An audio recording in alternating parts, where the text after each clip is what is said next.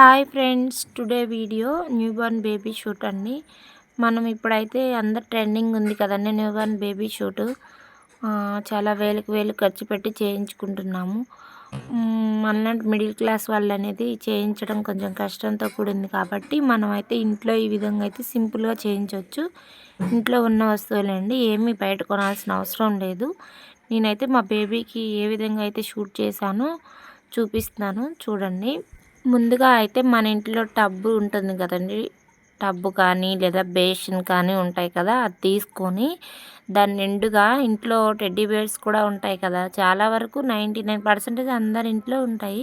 ఆ teddy bears లోపల cotton ఉంటుంది కదండి, ఆ దూదైతే ఫిల్ చేసుకోవాలి. ఎందుకంటే సాఫ్ట్గా ఉంటుంది, పిల్లలకి ఏమీ దెబ్బ అనేది తగలకుండా మెత్తగా ఉంటుందండి. అదైతే టబ్బు నిండుగా తీసుకొని దాని పైన నేనైతే నా దగ్గర పింక్ కలర్ చున్నీ ఉంది, నేను అది వేసుకున్నాను. మీ దగ్గర మీ చాయిస్ అండి, మీకు ఏ కలర్ అవైలబుల్గా ఉంటే ఆ కలర్ వేసుకోవచ్చు. నేను పింక్ కలర్ వేశాను.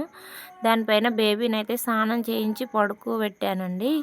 ఇప్పుడేనండి న్యూ బార్న్ బేబీస్కే ఇది షూట్ చేయగలము, ఎందుకంటే వాళ్ళైతే ఎక్కువ టైం నిద్రపోతారు కాబట్టి 1 మంత్ లోపే చేసుకోవాలి ఈ షూట్ అనేది. చూడండి, నేనైతే మా బేబీకి స్నానం చేయించి ఒక బొట్టు అయితే పెట్టాను, స్టిక్కర్లు అయితే చెవులకి ఇయర్ రింగ్స్ లాగా పెట్టాను, హెయిర్ బ్యాండ్ పెట్టాను, చేతులకైతే నల్ల పూసలవి వేశానండి.